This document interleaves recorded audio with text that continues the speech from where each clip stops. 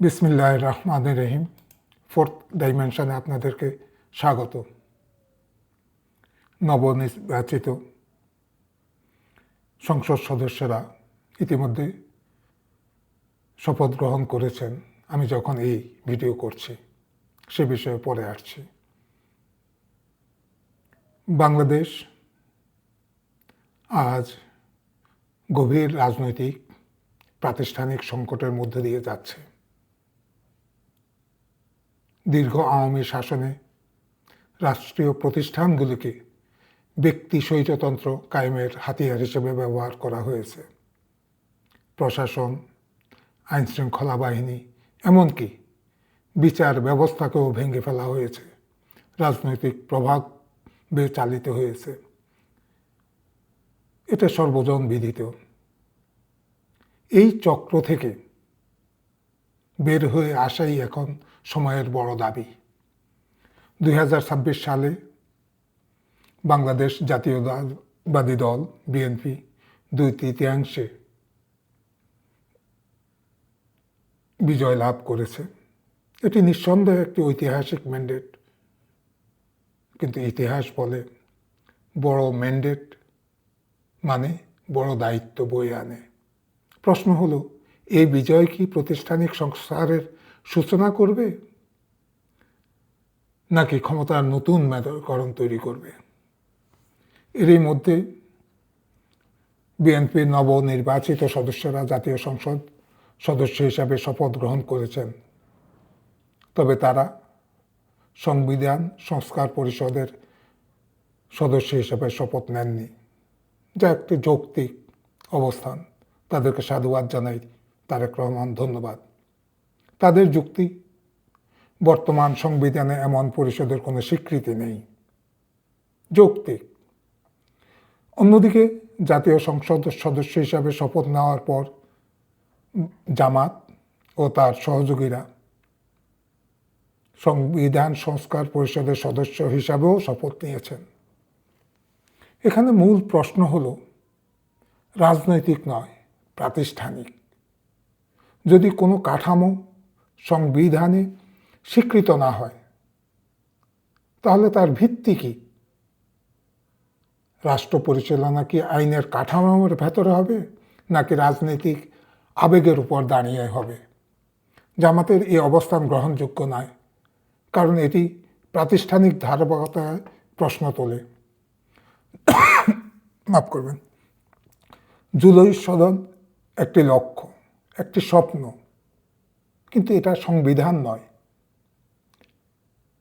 স্বপ্ন অবশ্যই প্রয়োজন, লক্ষ্য ছাড়া জাতি এগোতে পারে না।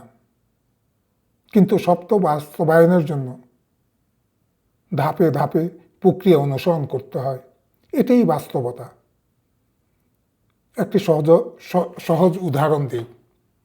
ধরুন আপনি একটি বাড়ি বানাবেন। আপনি কি সরাসরি ইট, বালি, সিমেন্ট কিনে কাজ শুরু করে দিবেন, নাকি প্রথমে একজন আর্কিটেক্টের কাছে যাবেন? তিনি সুন্দর করে ডিজাইন করবেন যাতে সেখানে বসবাসে কমফোর্ট হয়, পরিবেশ সব কিছু মিলিয়ে। তারপর সয়েল টেস্ট, স্ট্রাকচারাল ডিজাইন, তারপর কনস্ট্রাকশনের কাজে হাত দিবেন।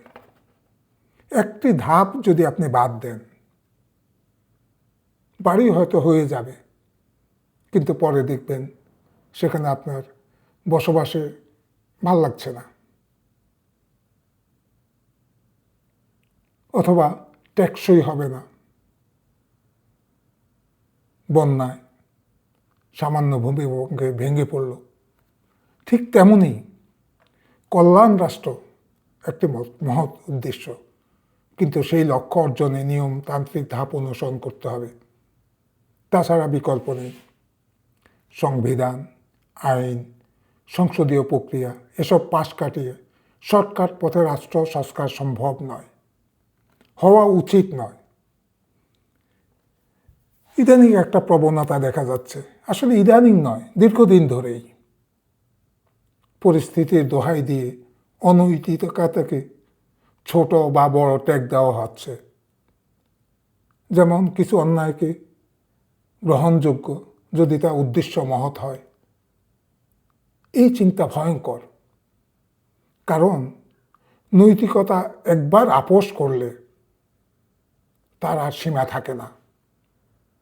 যারা সুন্দর ভাষায় শর্টকাট পথের কথা বলেন তারা হয়তো ব্যক্তি স্বার্থ হাসিলের জন্য দেশকে ঝুঁকির মুখে ফেলতে চান, অথবা তারা রাষ্ট্র গঠনের জটিল প্রক্রিয়াটাই বুঝেন না।